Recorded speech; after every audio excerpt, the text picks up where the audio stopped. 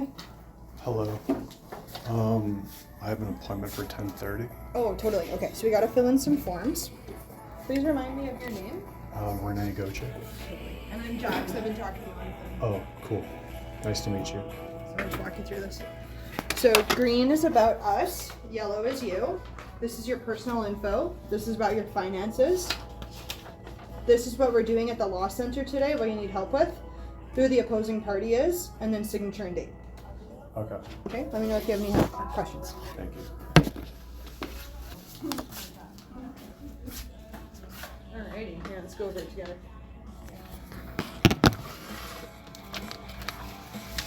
PO box. Alright, what kind of housing are you in right now? I'm homeless. Oh, okay.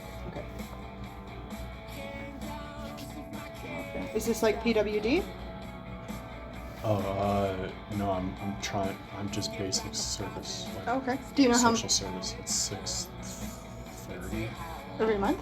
Yeah. 630? Something like that. Yeah.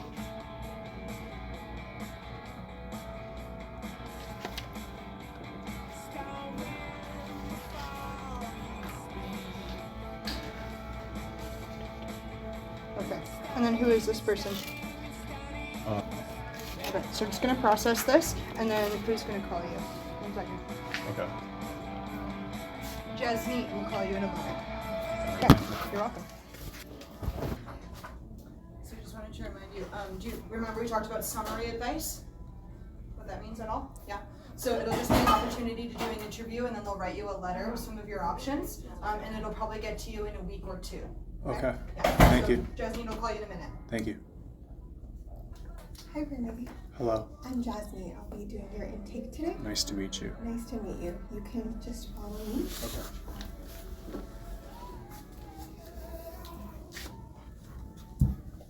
Can I get you any water? Okay. Thank you. How's your morning been? It's a morning. How about yours? It's also a morning.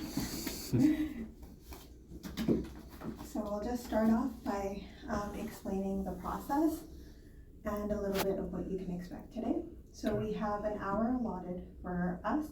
Sometime in between our session, I will be leaving to go speak with my supervising lawyer regarding what we spoke about and how we can help you, if there is any way we can help you. If at any time you feel like you need to take a break, please let me know, and we can definitely take a break. And everything you say in this room will be confidential between you and me and the staff in the law center. And I will also be taking notes during our meeting. If you would like, I can also provide you a copy of those notes after our meeting. Do you have any questions for me? Did she forward you the email I sent to her? She has. Oh, okay. And I briefly skimmed it as well. It's a lot.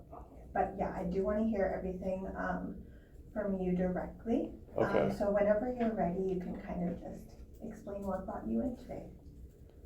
I mean, I'm just desperate to try and navigate my complex situation, which I try to, with the help of AI, just word dump everything that's happening to me. And then I'm like, hey, can you put this in a professional manner? Which I'm really thankful for that. I'm experiencing like a lot of like anxiety, depression, and a bunch of other. I'm not feeling myself under the circumstances. So pretty much the specifics of the complex situation is, which it's hard to put on that yellow piece of paper there. Yeah. But it's really in that email. I can read it to you back if you want, but For sure. I don't know like how to start. Like yeah. Okay. How about let's start with what are you kind of hoping to get out of this intake? Do you want to start there, or we can also do more a chronology of events, so we can start off like maybe the first event where it kind of starts this complex situation. Bro, it's been happening for years. For years? Okay. I've ran across 4 provinces and started a new life multiple times, and I'm at the edge of the country, and it's still happening. Okay, let's go through what is happening. Can you give me some specifics? So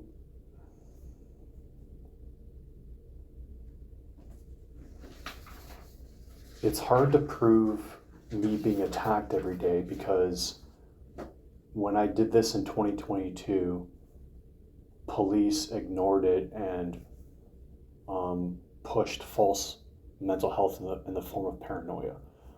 So in the last couple of years, I've been heavily documenting my life, especially the last year. I've been doing like every minute on like anything that's happening, like a daily journal for about a year now. I do videos every day or every couple of days on like my life, and I've been posting it on social media to kind of have like a timeline. And throughout this process, I've had coworkers similarly attacked the way I have been. I've had someone that I dated, who I have on audio. It's from a 2-hour audio recording, and out of that 2-hour recording, I have a 1-minute clip of her admitting to the things I'm experiencing that she experienced and her family experienced. So that's, again, but during my complex situation, I legally can't. I had to take down that online publicly, even though it's one of like the biggest evidence proving I'm not paranoid. It's kind of a long story, but out of like, say if there's like 10 issues happening, that's why I put Dr. Nielsen's name on the record, because it seems that it's been a collaborative effort where complaints have been pushed on me, where like I have like for example, I have a video last month where someone in a parking lot, because I'm homeless for like over 8 years now. Someone was backing out of a parking spot, and they hit the side of my car. Nothing serious, but there's some scratches. I got out and started like video recording what was going on, and there was a witness of it, and they said, "Oh hey, that lady, she hit your car. I had the license plate or something like that." I had the video of it, and I'm talking to him. And I'm like, okay, and then I filmed him, and he's like, "Why are you filming me?" I'm like, "Do you have the license plate?" "Why would I have that?"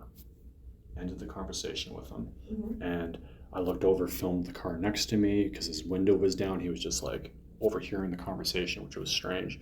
The gentleman was walking back to his truck, and I guess the woman in the passenger seat was like, "We did nothing. We didn't do anything wrong." I said nothing to her. I went back in my vehicle. RCMP showed up. RCMP got a report saying that I was like screaming and yelling, what have you, and I was intoxicated. I'm like, bro, bust out the breathalyzer right now. I've had a field sobriety test done last year by Vic PD, which I recorded it all. It was a 30-minute process. Passed. I had a field sobriety test this year by the RCMP at 4 a.m. Passed. So my vehicle was hit. Lies were told about me. Police show up when because I investigated, and then they left because it wasn't true. That's pretty much the story of my life of what's happening. Okay, sorry. When the RCMP came, did they actually do a breathalyzer test? No, I pushed it and pushed it. He was going, no, because it would just support, because the officer even says, "Well, I smell alcohol in your breath." And I'm like, bro, I've literally been sober for a year, haven't had a drop of alcohol or even smoked any in a year. And that's just because when I reported being attacked in 2022, it's a long story, but I guess there was there's traces of marijuana in my system. So it's like, well, that can be due to your paranoia. I'm like, just because you have a beer doesn't make you an alcoholic, people. So I'm like, all right, bet you want to play that game? I'll just be sober straight up. So you guys can't use any excuses to put blame on me. So no, they didn't breathalyze me. He's like, he went on this thing with the machines at the office. I'm like, I'll follow you to the office right now. You smell alcohol, people are complaining. Nope.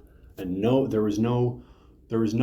nothing talked about where Renee's car was hit, someone left, and like whatever. I then, because I have a Tesla, not because I want to, not because I can afford it, only because of safety, because over the years people have been breaking into my car, and I'm like, hey, why am I pissing and shitting blood?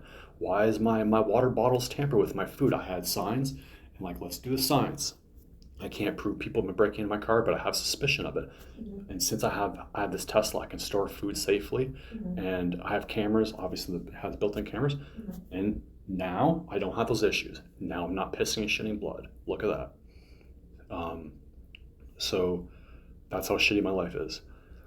So using like those cameras, I was able to get like a pretty clear picture that the woman, shorter hair, glasses, was driving, which matched up the guy's witness's like description of hitting my car. I posted online, haven't heard nothing.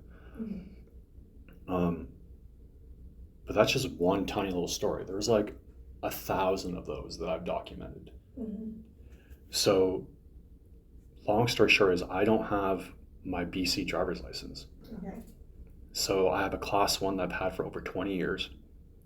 I've driven in all like 4 different provinces. I've driven in this provinces, in this province. Sorry to interrupt you. No, you're You good. don't have a BC driver's license. What do you have instead? So I had a feeling that I was like, once I got a letter from Road Safety BC, I'm like, okay, I don't trust this process, and I feel that it's like a community and a police effort to like screw me. So I flew to Calgary and I got my license transferred back over to Alberta before I even addressed the problem. Okay, so you have an Alberta. Yeah, I have an Alberta class 1, good for 2029. Okay. And I've been pulled over many times, and I've showed my ID with Sanage, Vic PD, and the RCMP, and there's been like a kind of a gray area. Well, because I have a letter saying I can't drive in BC, but I technically my Alberta driver's license, and like I have an address there, right? So over the last 4, and this is why I wrote Dr. Nielsen's like number and like his name there, because a lot of things like how do you prove that a community is complaining, and there's reports on medical records where there's lots of complaints, there's lots of police interaction. Okay, but as one of the stories I just told you, it was just bullshit, and I was the victim, and people are lying and putting blame on me, which isn't even the case, to distract of what actually happened. So how can I even navigate that? So Dr. Nielsen, something I can navigate. Over the last 14 months, because in November of 2023, my class 1, I had 30 days to address my like the concerns on this one page like letter from Road Safety BC, and from Work Safety? no, sorry, from Road Safety BC. Safety. But I have a claim with Work Safety BC too, because I've been wrongfully terminated multiple times. Okay. So Dr. Nielsen, it was around Christmas time, like November, right? Doctor shortage in 2023. Like you still can't walk into a clinic because of the COVID-19 rules and stuff. So I had a phone call interview with him and tell him like the problem, and I talked to Road Safety BC before I spoke with him, and they said that there was like a strict 30-day like thing on I can only get 3 days, and I couldn't see a doctor. So he said that they said that only a doctor could request extra time. So he said that he would call them and like whatever and ask for extra time. Turns out he didn't do that. I got a letter back in January saying that my class 1 license in BC was canceled. So in the last 14 months, there was, I did in February of 2024, I did a Montreal cognitive test, which I passed by a nurse with in Esquimalt Medical Clinic, which is the same clinic that Dr. Nielsen is at. Sorry. In 2023, you did a Montreal cognitive test? February of 2024. Okay, 2024. You did a cognitive test in Montreal, or it's called the Montreal cognitive test. Okay, Montreal. Sorry. No worries. I don't know much about this. It's all new to me Montreal too. Cognitive test, and you did that here in Victoria? Yeah. Okay. In Esquimalt. Okay. And a nurse did it, and I passed. So I guess Dr. Nielsen sent a letter off and trying to like address all the points to Road Safety BC, and they sent him back a letter. And I then got a letter which was 2 pages now, which seemed more complicated than the first one, saying that not all of the points were addressed. So Dr. Nielsen said that I should go get an updated mental health assessment. So before that happened, Constable Steve Panica with Vic PD, who's part of the IMCRT, the IMCRT team. He phoned me, and I had a 20-minute conversation all online of him talking to me, and he mentioned that, hey, that my driver's license was canceled. He's like, you should like long story short, right? I'm just like paraphrasing here. Like, you should come see my team at the CARES clinic. It might help you. I'm like, okay, I'm gonna go seek the legal like route instead of like following your route, because I feel like this is like a game where you're trying to play like to win by like winning and putting blame on me. So I'm like, I'm good. And he just called me randomly. Like, this is like his mental health team division. There's like complaints by the community. And have you interacted with him personally before he called you? No, never. That was the first time I ever even heard from this guy. Okay. Did he explain how he heard of you? Yeah, there's just been complaints. Okay. And it was sent over to his branch, the IMCERT team, and he said that, I've read that you've been cooperative in the past, so I thought I'd just give you a call. 20 minutes, it's posted online. He mentioned the CARES clinic. I'm like, cool, bro, I'm gonna go do the legal road and not do that. But months later, my doctor, all of a sudden, he mentions the CARES clinic. I'm like, interesting. So this Dr. Nielsen guy, I'm like, okay. So he got a referral. I go to the CARES clinic. There's a long wait for psychiatry all of a sudden. There's like a 4-month wait. There's like 2 steps. I have to go see a clinician, which is John Lisbon, who's the team lead at the CARES clinic. I spoke with him, recorded that conversation. It's up online. I later saw Dr. Corbin, who's a psychiatrist. 50-minute sit down with her, posted that conversation online. Her 3-page report on the whole conversation is absolute bullshit, because at the very beginning of the report, before you even read the letter, it says that, hey, like, not quoting here, but it says that the person reading this 3-page report needs to take in like account that there could be error. I'm like, oh, okay. I'm like, so how many errors? And I found several errors that are like contradictory and like not true even in the letter, saying that I wasn't cooperative. But then in the letter it said on the first page it says I wasn't cooperative, and on the 3rd page it says that I was cooperative. I'm like, okay. And the whole letter just seemed where so she diagnosed me with unspecified psychotic disorder, which is bullshit, because I talked about how I'm being attacked. And she didn't want to look at the evidence. It's not, I guess, not her job, but it's just, well, like, how can you say that? Anyways, it's like really frustrating. So even though like I have proof that I'm being attacked. So I have 3-page report posted online. It just supports over like a short conversation with her. I'm like, how can you gather and how could you label me something unspecified? It makes no sense. She said that she would like to see me again, this and that, and I'm like, okay. She now doesn't want to see me anymore, and according to John Lisbon, I actually went back in there and spoke and sat down to the team, which I have that recorded online, and they said because since I posted the conversation online that she doesn't want to see me anymore.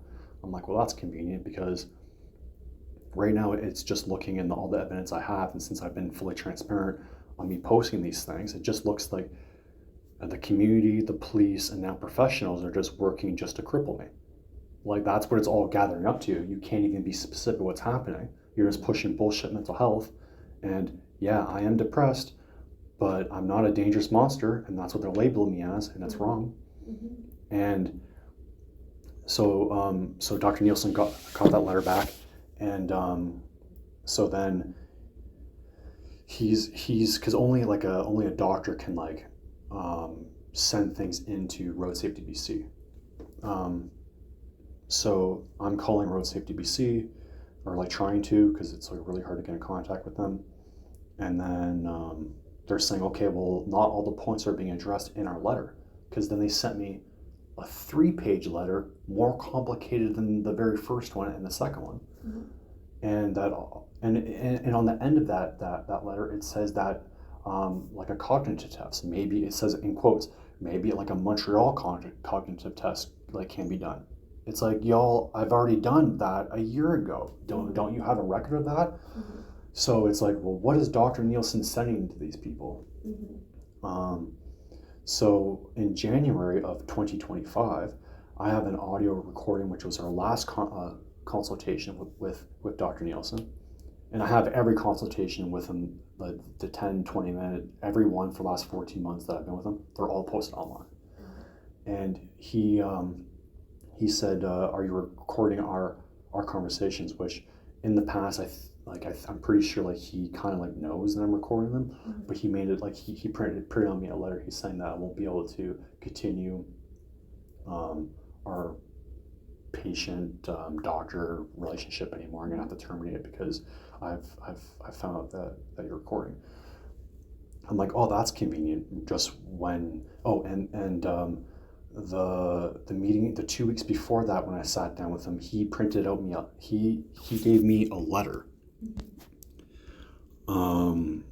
He gave me a letter approving my fitness to drive, which Sorry, 1 second. Dr. Nielsen first. Yeah. So in January he sent you a letter saying he won't continue seeing you. Yeah, and then he sent you another letter after. Sorry, no, I saw him 2 weeks before that. He gave me a letter he gave me a 1-page, because I played him the audio recording of Road Safety BC, and I'm like, hey doctor, it's been 14 months.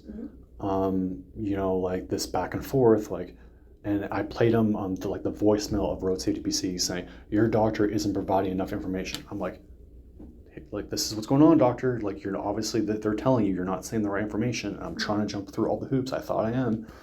And this is a lot for a physician. I'm like, well, where do I go? You sent me, I'm willing to go anywhere you want to go. So then he printed out me a 1-page, and it says that Renee's stable to drive. He doesn't require any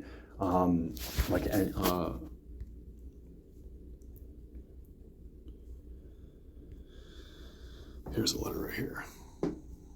February 1st. It says his urine test is in the report. The function necessary for driving are not impaired. Quote, I support his medical fitness and safety to drive. No further functioning assessments is required for a class 5. And it's a 1-page. And I'm like, cool, doctor, but I'm like, I have a class 1. He's like, okay. He says, so I'm going to have to look into to see if I can change that to a class 1. I'm like, oh, okay, sure.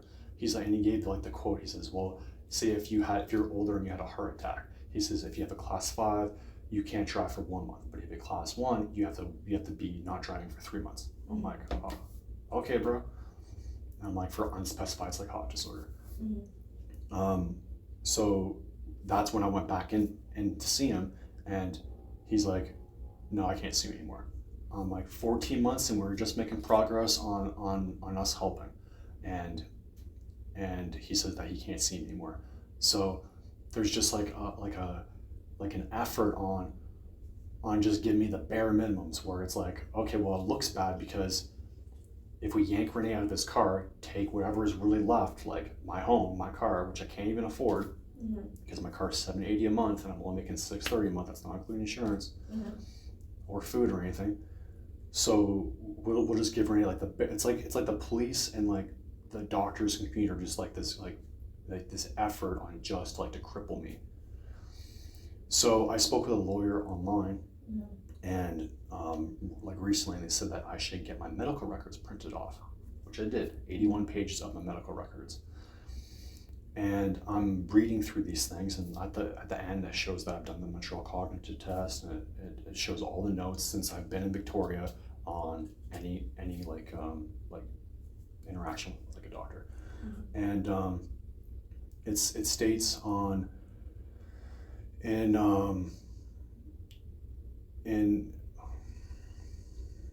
so in October, I had on October 1st, I saw Dr. Nielsen at like another meeting, and I haven't told you about how I'm being attacked every day, but you can see I have a red mark around my face, right? And my nose is pretty painful. It's because I wear a respirator 24/7 every day. And so if you're telling the police this, or if you're telling like the psychiatrist on what happens if I'm being chemically attacked, if people are spraying chemicals at me, like if there's a pest, if you have cockroaches in your home, you call an exterminator and you poison that. If you have mice, you put out traps and you poison like the food, and that's literally what's happening to me. And so like, how do you prove that? It's pretty complex. It's pretty tough.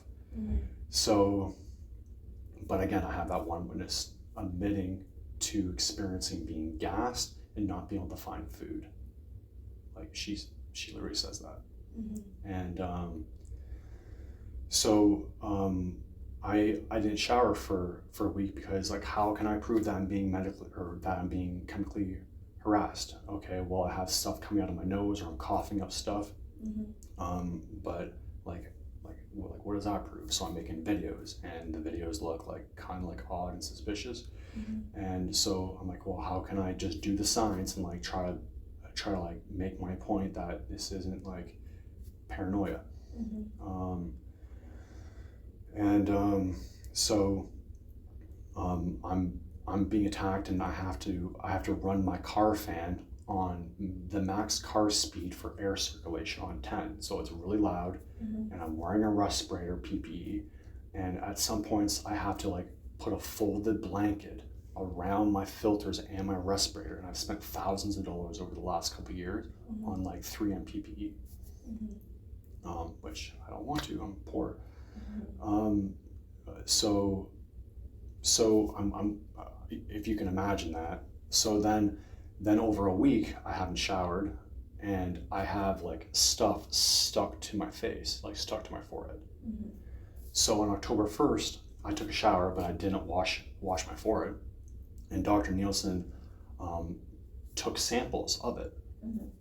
And the 3-page letter from Road Safety BC, and there's 2 dates. One of them is October 1st that they mentioned, that they said that they reviewed information from my doctor on October 1st. I'm like, okay, what happened on October 1st? Good thing I'm documenting everything online. I saw Dr. Nielsen on October 1st, and I have the whole thing recorded on audio, and I have him taking the samples, and I'm like, look, it looks like chemicals. And Dr. Nielsen, and I quote, he says, yeah, it could be. He says that, and he takes samples, and it's been 4 months, and I still haven't had the test results back. And now he doesn't want to see me anymore. And if you go to the police and you're saying you're attacked, and like, you're paranoid, no one's attacking you, it's like, okay, great, thanks, police. And people I talk to, well, this is like a criminal matter. You talk to the police. Well, they're pushing mental health on me. So right when I'm patient for 14 months, seeing Dr. Nielsen, building a relationship with him, and he takes these samples, all of a sudden, so now I got my 81 pages of medical records, and all the notes, and every time I've seen him, it's like his doctor like jargon of like, hey, Renee saw me today, and this happened, we talked about this. October 1st, blank. Okay. I'm like, perfect, that's suspicious. And I just noticed this a couple days ago. And I'm like, great, so now I have Road Safety BC letters saying, talking about October 1st, which I don't know what they're referring to. And now I have Dr. Nielsen and the medical records, it being blank that day. And I'm trying to prove that I am being attacked, and all of a sudden that day and that note is blank. And it's been 4 months, and I still don't have the test results of that, which would be a pivotal like proof on me being attacked and getting help. And so I'm looking into that like heavily. I just called the Scroll Medical Clinic today, but the manager isn't in yet, so I'm still working that out. But also on the very last day that I saw like Dr. Nielsen, I'm like so I'm trying to be on like disability because $630 a month isn't enough money. So I'm trying to get a PWD form filled out, and he tried sabotaging my PWD form, and I have every like there's like two parts. There's two different doctor appointments to fill the section 2 and section 3, which he filled out with me. But then he says, okay, we'll just leave this with me, and he says I'll fill out the rest of it. I'm like, okay. So I gave him a month, and the front staff of his medical clinic tried to get me to sign the page where I sign off on it. I'm like, I'm good. They tried to do that 3 times. He tried to get me to do it several times to get me to sign the medical thing. I'm like, well, I'm thinking to myself, well, the way you've handled my class 1, I don't really trust you, bro. So I didn't sign it. And when I got back after 4 months, you know what he worked on? That this like booklet that's like this, like the PWD form. He wrote 3 or 4 lines. And on those lines, this asshole, this doctor, said that I'm paranoid and Renee's not willing to seek help. Which is the very first page of this PWD form. I'm like, so on our last like I'm like, so I have you trying to sabotage my PWD form, doctor. Yeah, okay. That's what he says. And it's on the audio recording. I'm like, so by you doing that, which now proves, gives me credible information that you have sabotaged my class, getting my class 1. This 14-month, like this is like my livelihood. I've worked at Coca-Cola in Victoria. I've worked like gravel hauling in Victoria, and no tickets. I've never had an accident. Actually, my insurance this year went down 10% with ICBC. And he's like, yep, okay. He doesn't deny it about sabotaging my medical records. And he's like, well, you can go see help. You can go get like a second opinion. And he's like, you can seek like medical help like elsewhere. He's like, and then he said, if you can. I'm like, what a sly dick remark. And he's right. Like it's now a struggle because I read up on his like profile, and he's like kind of like a big deal as like a doctor in town. He's like on like some board of like doctors and stuff, and a Squamont Medical Clinic is his practice. So he doesn't deny it, and he says yup about him sabotaging it like both forms and this whole thing. So then I got a letter from Road Safety BC, and he ended up sending, so that one page that he like approved of my class 5 license, I ripped it up. I'm like, great, change it to a class 1, bro. Like I'm not, because if I get it, he's like, well, this is just like a start. I'm trying to help you. I'm like, yeah, sure, bro. I'm like, and I explained to him, I'm like, well, if I go and get a class 5 BC driver's license, that evaporates my class 1 Alberta. Well, now I don't have a class 1. Do you know? And 2 years ago, like the government made it extremely difficult and really expensive to even get a class 1. And I've had it for 20 years, bro. He's like, well, okay, well, that's when he's like, I'm gonna look into it, see if I can. And conveniently now he doesn't want to see me. So Dr. Corbin doesn't want to see me anymore. Dr. Nielsen, it's only because I recorded the conversation, no other reason. and you would think if I have this like such serious mental health and I can't drive, when you guys are smarter than me, I don't have like an education, right? Like I'm like, what do you? It just proves that it's bullshit. And I have emails of death threats, 3 emails from like an anonymous email. I have in 2022 a video at 4 a.m. of a massive gunman not out my door, and I drove away. I have a video and pictures of being assaulted by a Costco employee, by a Costco customer, and I have corporate emails with Costco that I was dealing with because I was pissing blood from from the food court, which I believe again was a community effort. These are all posted online, and I have private messages from like anonymous like accounts on saying that I need to. Oh, I have this guy Andrew, who I call him like Stalker Andrew, has left like 24 voicemails over the year on telling me that I need to leave the province if I want. Otherwise, he's like, would you like a hand or a foot cut off? I spoke with him once. It's a 1 hour conversation, the very first time I talked to this guy. And at the end of it, I said, please, I would prefer if you never call me ever again. I've never spoke to him ever again, but he's left since then. And that's when he asked me if I want a hand or a foot cut off. I'm like, what? And he said it again. He's like asking me to like leave the province. Well, that's kind of scary. He's left me 2 voicemails, which I have them all recorded online, on knowing a lot about my case and this and that, pushing like kind of like making fun of me, like I'm gonna get like forced injections for like mental health.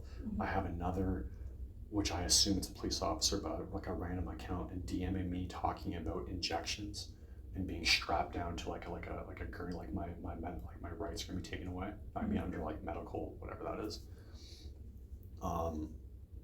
Like that's happened to me.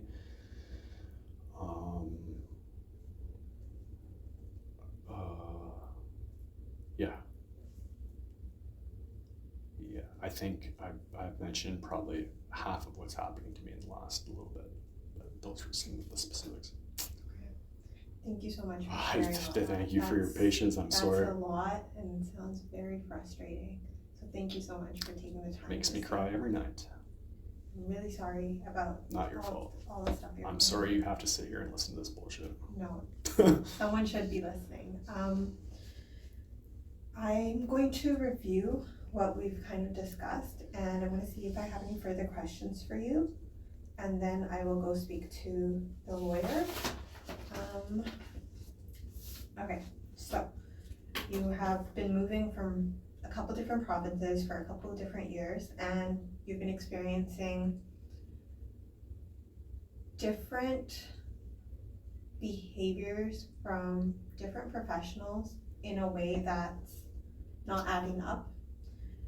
So you said that in 2022, when you tried to contact the police for help, they kind of dismissed it, said it was paranoia, and they kind of blamed it on marijuana they found in your system. You've mentioned that you've been documenting your life, and then you have recordings in which I believe your ex kind of mentioned and kind of validated that these experiences are happening to you. You've described the parking lot incident as well, where the RCMP was called even though you weren't yelling, and you weren't, and they were saying that you were intoxicated even though you were sober, and they refused to do a test. You also mentioned that you've been wrongfully terminated a couple of times. When was that around? So I've wrongfully terminated at Coca-Cola. I was class 1 driver in Victoria of Coca-Cola. I was driver number 7, and I was almost debt free. I had perfect credit rating back then, and I had a 2017 Buick LaCrosse, which has been last year scrapped for $100 in Esquimalt. And I had to pay for, which I actually didn't pay, the $1,200 or $1,400 for them storing it and then scrapping it. I had to pay for that. So even though the car was worth 10 to 15 grand. So that was done to me. That's actually kind of one of the reasons why I went to a Esquimalt, is because I knew that there was going to be problems, and I was just going to document it with Dr. Nielsen, and he admits it on sorry. It's okay. I was driver number 7, and I was one of 2 drivers that never had an incident. And me and the driver trainer, Darren, me and him, all the other 5 drivers had accidents, incidents, tons of things. And they actually ended up paying me $10,000. And all my 20 years of driving, and from in Ontario, like stopped driving truck because of my father and like his ties to Hell's Angels, where a hammer falls from the very top roof and we're going back into work, and the hammer falls from the roof of this, like, because I was like pipe fitter back then, it lands and hits, and like a foot away from me takes a chunk of the concrete like this, which everyone was like really surprised about, but no one talked to me about it, which it seemed like someone tried to drop a hammer on my head. And in Alberta, I was in the passenger seat when I have a journeyman crane operating ticket, and the very new hire there was driving the truck, and I was in the passenger seat, and he totaled the F-350 with the moose bumper into another F-350, and I was in the passenger seat in both passenger seats. Not a scratch on me, but that was another accident that happened, which later on, how everyone was like stopped kind of talking to me, and they were like really buddy with like him, and they started like, everyone started partying with this guy who put me in the accident. It seemed really suspicious. Another reason why I moved from Ontario, I moved from Alberta, like it's like my life was in jeopardy. And so Coca-Cola, so all of my experience and all of the games I've played where it's like sabotage and like manipulation, like the workplace, to try to put blame on like you to like start like an HR thing and then just get pushed out. I like slowed right down, no accidents. They were putting like, because like we deliver like pop, right, and they were putting like weak, unsturdy things at the very bottom of like these giant skids, building the skids as tall as me, and like heavy giant things at the very, very top, and like the skid would just be like, you'd move it and it'd just be like this, and then like my boss are like, Renee, you're going too slow, hurry up, speed up. And I'm like, yeah guys, but if you checked all like the times, thankfully Coca-Cola had like these like times on how long it should take you to do everything. And since I didn't take like any breaks, I just work it all. I was on time. I was exactly on time. So there was no accidents. I just slowed down, documented everything. I was really fortunate enough to, and like that was one of my very first jobs when I moved here, and I pretended like nothing was happening. I never talked about nothing. I was just a happy go lucky person. The number one and number two driver were the same age as me. At the time I was 36, and they were like, they couldn't have been nicer people. They were like giving me their extra shifts and overtime to get me out of debt. Probably one of the best jobs I've ever had. I worked 7 Saturdays in a row. I worked every shift, and then just games were played for me to like try to quit. They instead of, I was hired full time as a class 1 driver, which paid like $32 an hour, or 33, something like that. But they would be like, hey Renee, there's no driving shifts, so I would only drive 2 days a week. And they're like, well, you can go merchandise, which pays $10 an hour less. So there would be no driving for 2 or 3 days a week. So I would merchandise every day, and I would struggle just to get 8 hours in that day. But then they wanted me to work the Saturday, so I worked the Saturday. But then I would get all this overtime, but then they stopped paying me the overtime. I was like keeping track, and they didn't pay me for 52 hours of like this overtime. So like I proved unsafe work practices. I proved like mobbing in the workplace, which mobbing is like bullying in plural, and like multiple coworkers just like play games to like make sure that they just like foster like accidents to happen, you know. And then you have management, well, Renee, speed up while other guys are doing this. But then people's skids of like soda, they're like up to their waist. So it's like you can just like fling, like that's like electric dolly. You can just like whiz that thing around. There's no issues, right? And people are off at like 1 o'clock. I'm getting done at like 5, 6 o'clock, and I'm like, okay, well I can bring the load back then. No, you can't bring the load back. I'm like, okay, well then I'm doing it, like I'm in my time frame. Yeah. And I'm not complaining. I'm doing everything you guys. I'm doing everything right. So, anyways, they paid me $10,000, which proves my point on what was happening. But actually now, like a year and a half later, the CRA has sent me a thing where I owe money, and it turned out since I was stupid with the union, because you can't even get a lawyer when you're unionized. The union has to fight with you, and it's a Teamsters union. So So they're like, hey, Renee, would you like a check or would you like a direct deposit? I'm like, you can just direct deposit to me. Foolish me. And they direct deposited me only $5,600. And so then it turns out the CRA this year sends me a letter saying that I owe like $5,400 because of Coca-Cola. I'm like, what are you guys talking about? So Coca-Cola saying that they paid me about a certain amount of time and they didn't, and I had my records saying that they didn't.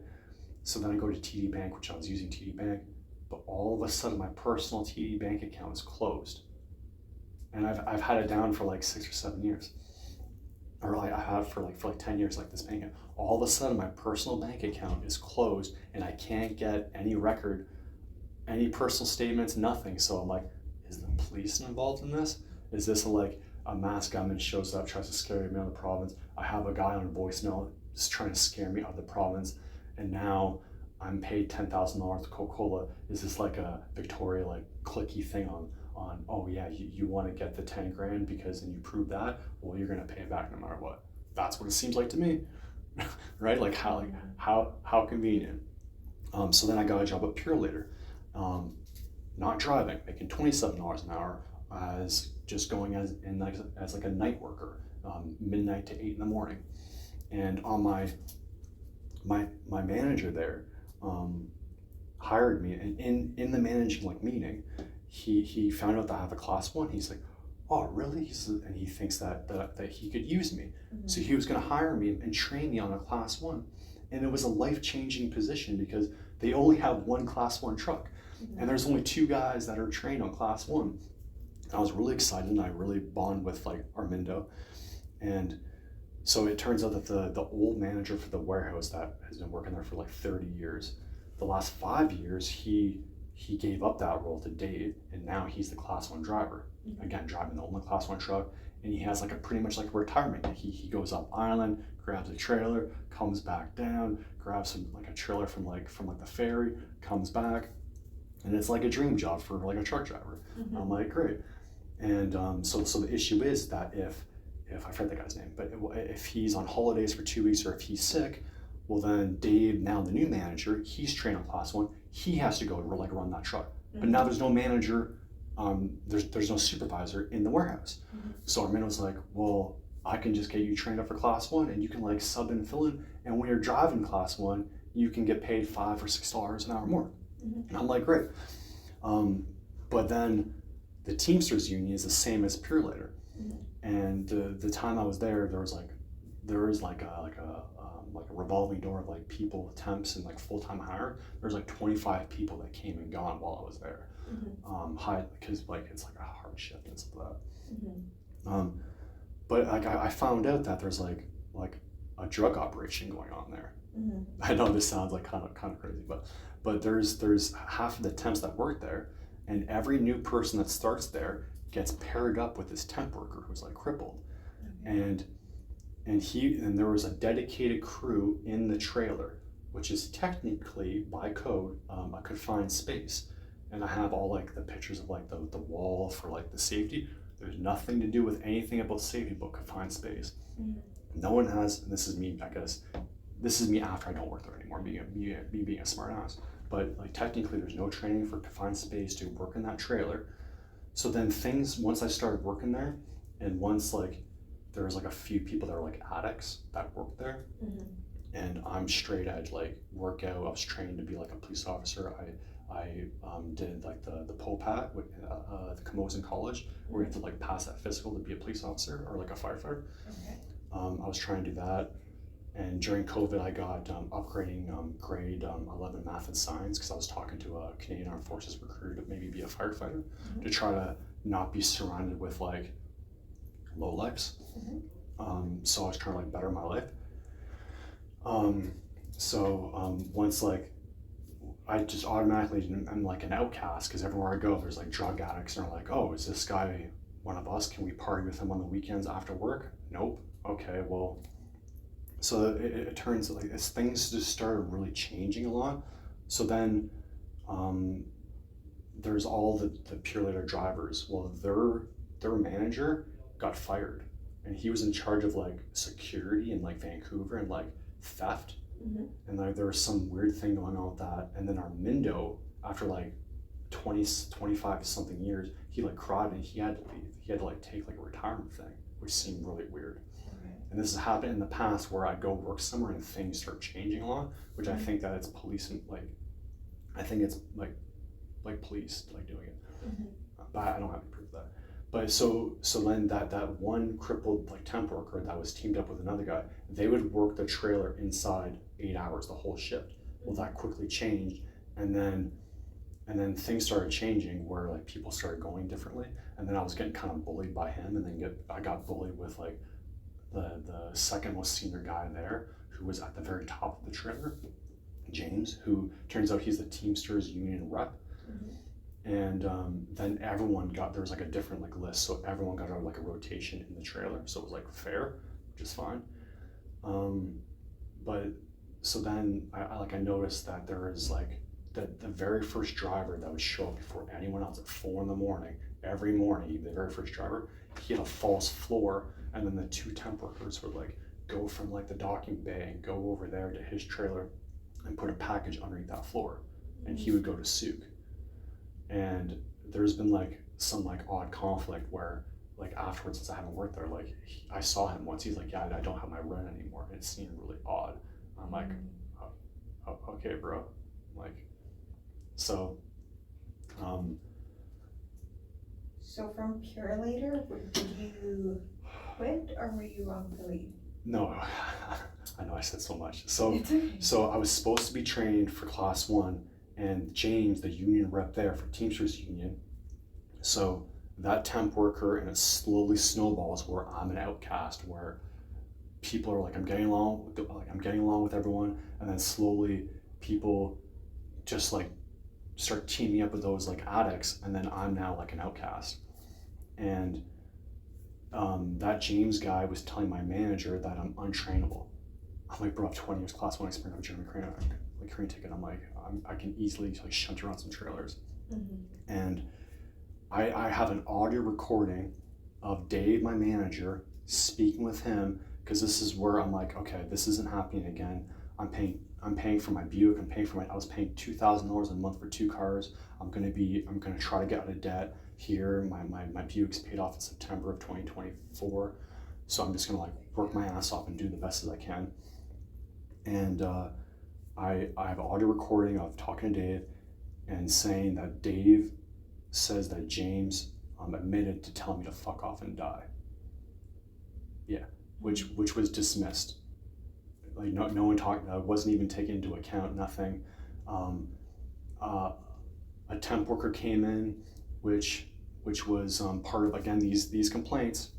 Like the sales rep at like Coca-Cola. I don't have the audio recording of it, but she says that there's she said that there's all of a sudden international customers complaining.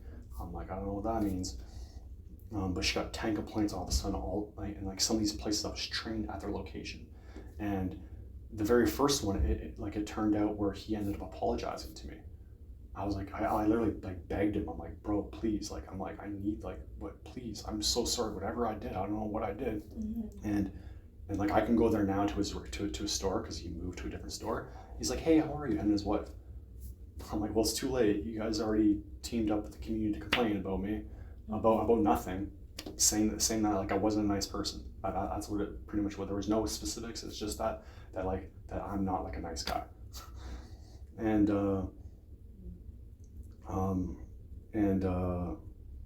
yeah, so I was supposed to be trained on like class 1, and then now I'm not trained on class 1. Then our Mindo leaves, the other manager leaves.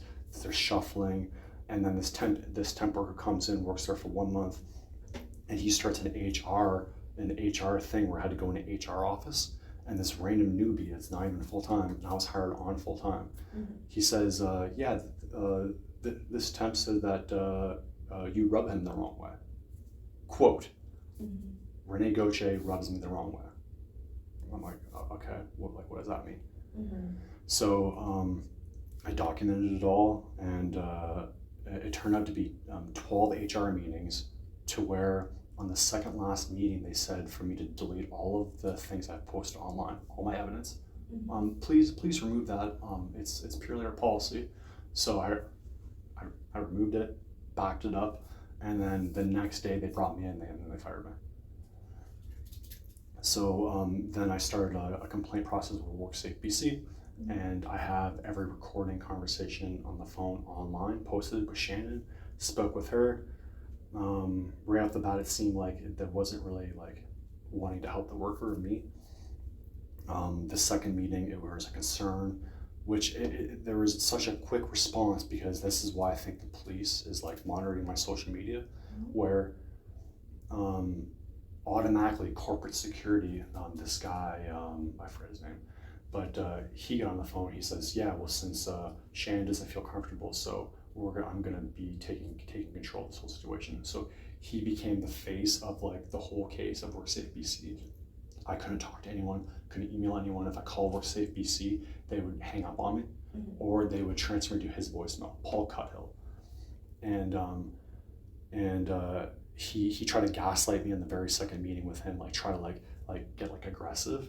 And I'm like, okay, bro, like I don't know what's going on here. You're trying to gaslight me to make an excuse not continue my claim.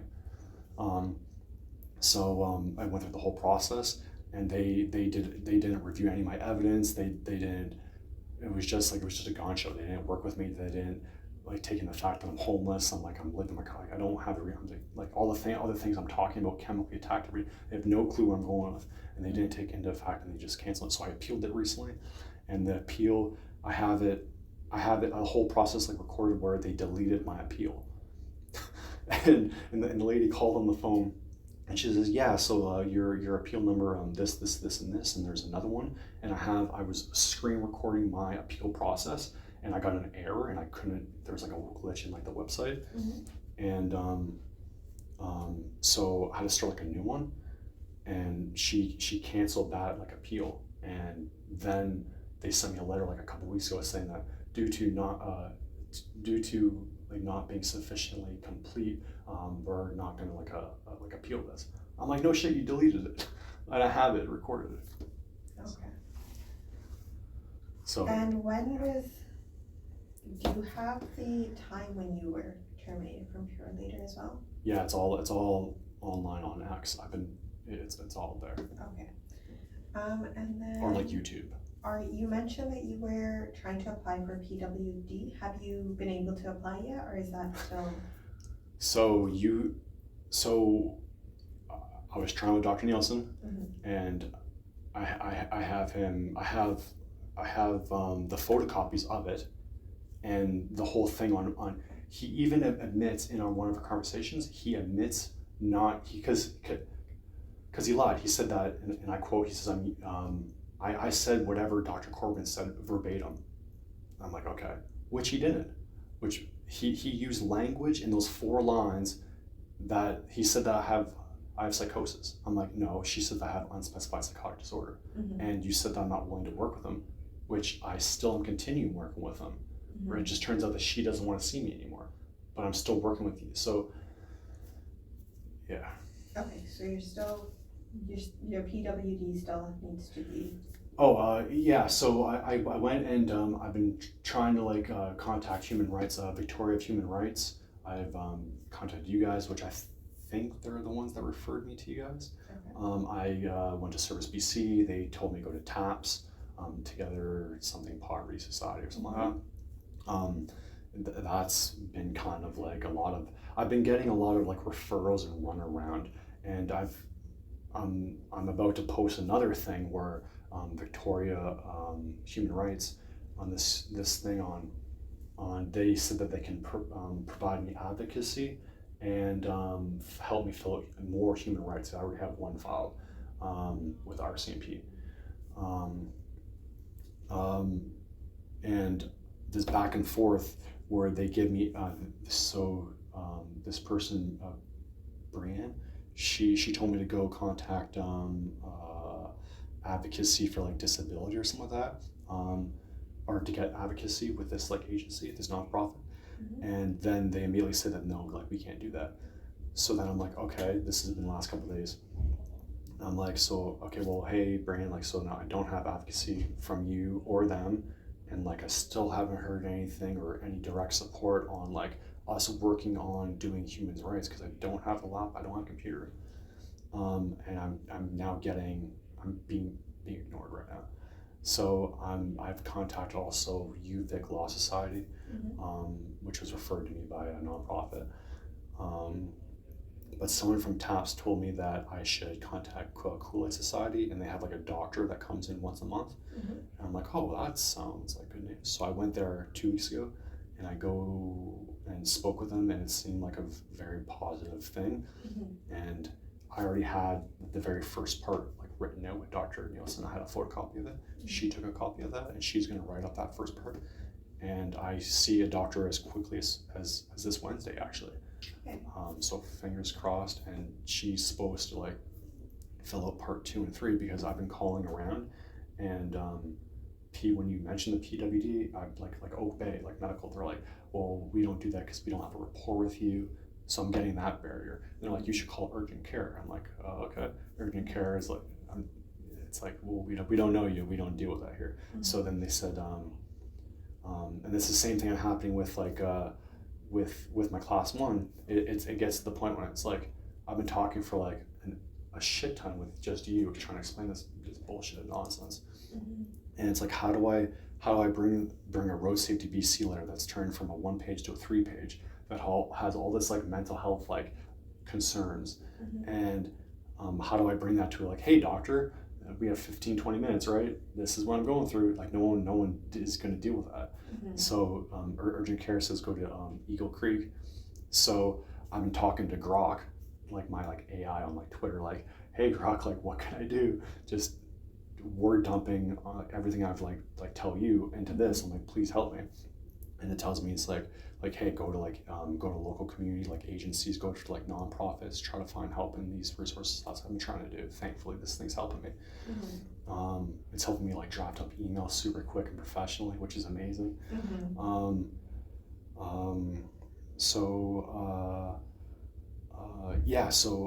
I go, so yeah, it says like, hey, like maybe you can reach out and get like an advocate from like one of these groups to like maybe support you seeing a new doctor.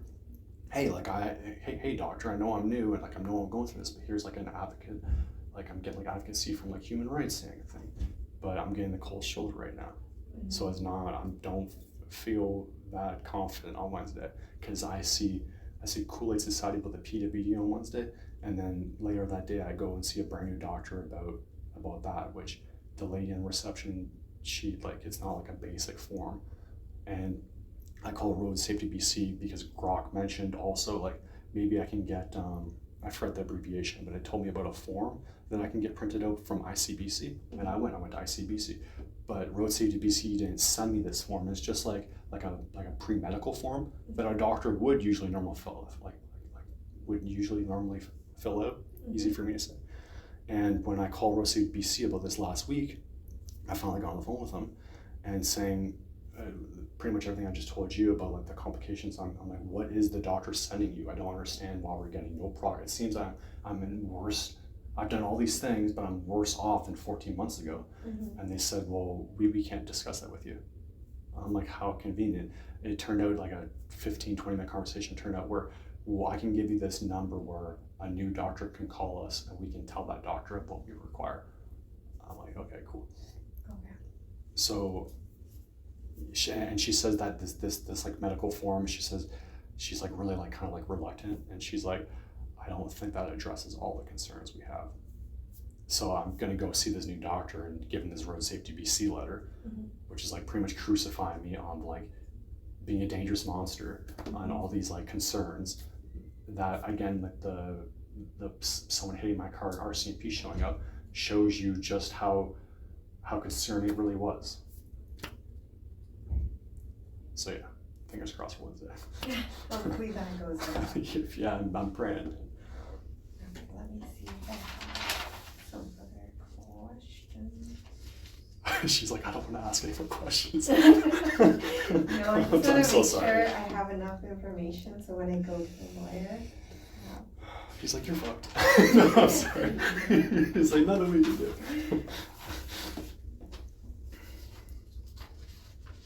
But also another thing that Grok keeps on telling me Mm-hmm. is like keep documenting everything, and that's what I've been doing. Just And you're not currently working, or you are? I'm trying to get on You're disability. not. Okay. Just wanted to double check. I'm so poor.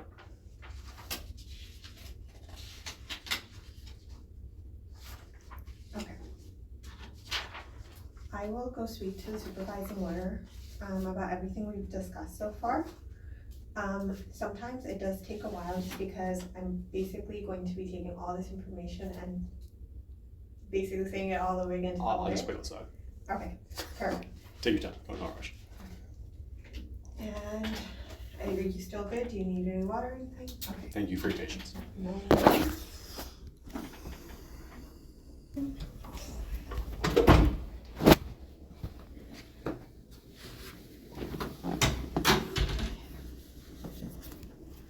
So, That was kind of quick. so as Jack's mentioned, this would be a summary advice. Summary advice.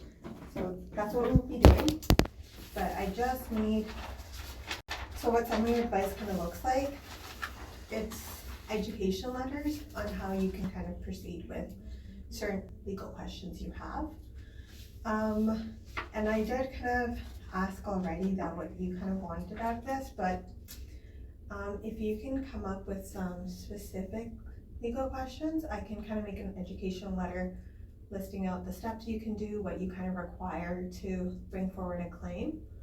Some of the things you listed here in the intake form was harassment, stalking, defamation, sabotage, medical malpractice, and wrongful termination.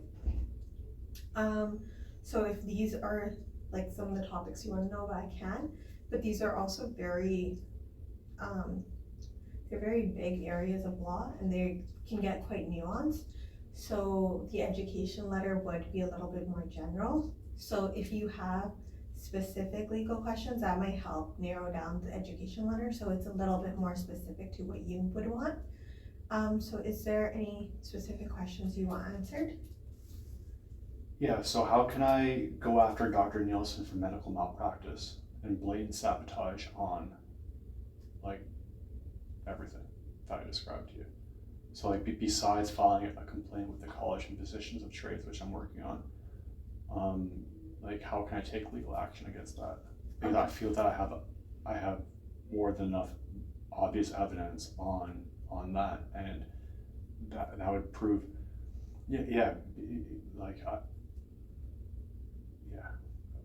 Okay, so you would like an educational letter on how you can proceed a claim against Dr. Nielsen? Yeah, or how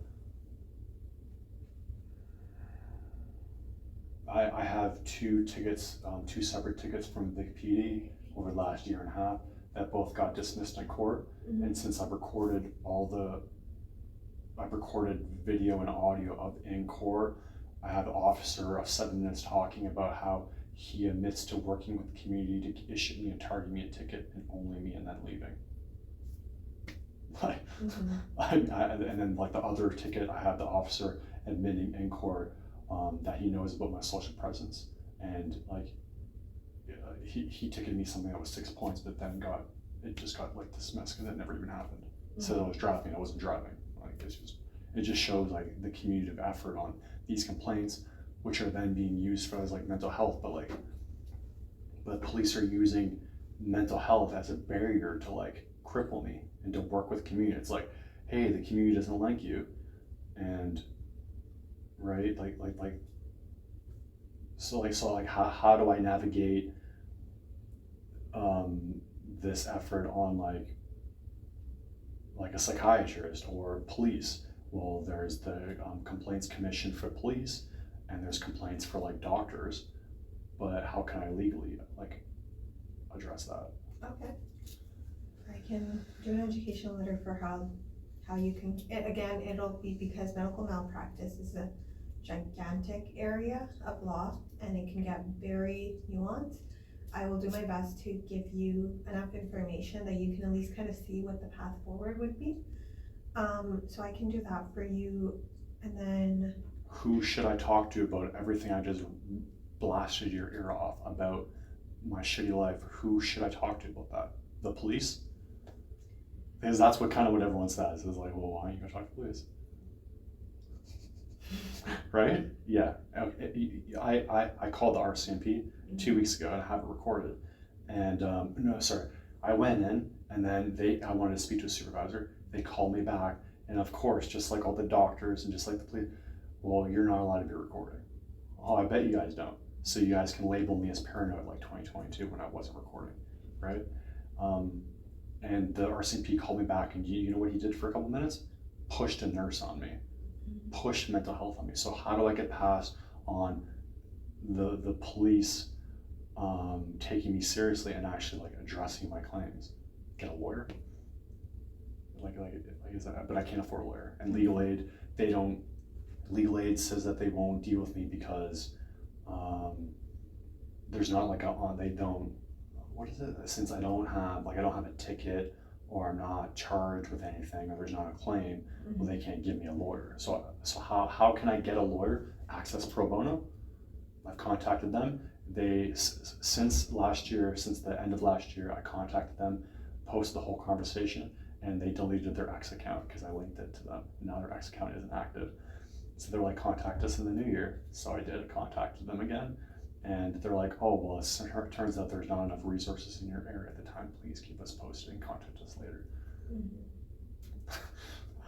It can definitely be frustrating. There's a lot of things happening, and the system's already very overflowing with issues as well. Yeah, I'm not special by any means. Yeah, I understand. No. Your situation is rough, and I don't mean to take away from that at all.